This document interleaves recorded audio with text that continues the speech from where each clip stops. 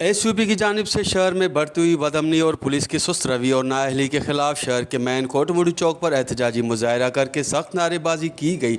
इस मौके पर रहनुमाओं ने वश न्यूज़ से बात करते हुए कहा कि शहरी अपने घरों और कारोबारी मराकज़ में महफूज नहीं हैं। तो पुरअमन एहतजाज है वो ज़िले इंतज़ामिया की नाअहली के ख़िलाफ़ है। असल में जब से यहाँ पे SSP साजिद अमीर सदोज़ई मुकर्रर हुआ है तो इसने अपने मनपसंद अफसरान यहाँ पे मुकर्रर किए हैं, जैसे कि गुलाम मुस्तफ़ा खोसो। जब से SHO गुलाम मुस्तफ़ा खोसो ने यहाँ पे इस सेक्शन में चार्ज संभाली है तो शहदाद कोट से अमन का परिंदा उड़ चुका है।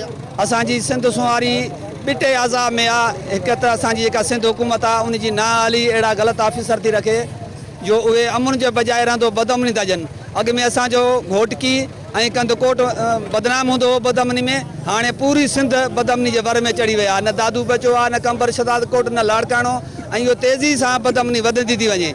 इन जो सबबु इहो आहे त असांजा जेके ऑफिसर आहिनि, पुलिस ऑफिसर आहिनि, उन्हनि ॼाणी वाणी बदअमनी फैलाई आहे। चोरनि सां यारू रखी, वॾेरनि सां यारू रखी, वॾेरनि जा ॾोहारी बि हुजनि त फ़ोन ते छुटी वेंदा, पर ग़रीब बेगुनाह फिराई थी वेंदो।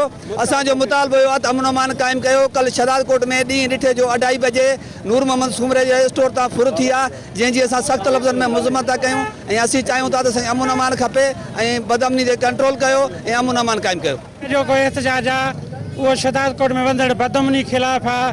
हिते इंतिहा ते पहुतल आहे बदअमनी, हिते लाक़ानूनियत आहे, हिते को बि जेको आहे सो कानून कोन्हे। हिते ॾोहारी क़िस्म जा माण्हू अचंदा ऐं सरेआम फुर धाड़ा कयूं हलिया था वञनि। पुलिस उन्हनि खे का बि शइ नथी करे, जॾहिं त उहे साफ़ ज़ाहिर आहिनि CCTV फुटेज में बि। असांजो इहो ई मुतालबो आहे त शहदाद कोट खे अमन ॾेई शहरियुनि खे तहफ़ुज़ ॾिनो वञे।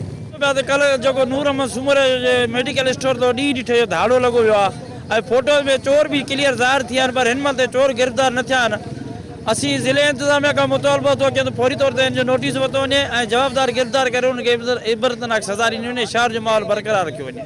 उन्होंने मुतालबा करते हुए कहा कि शहदाद कोट के ए सेक्शन थाने के SHO गुलाम मुस्तफ़ा खोसो को फौरी तौर पर हटाया जाए। जिस दिन से उन्होंने चार्ज संभाला है तब से शहर में अब तक अफरा तफरी का आलम है। कैमरा टीम के साथ गुलाम अली ब्रावई, वश TV, शहदाद कोट।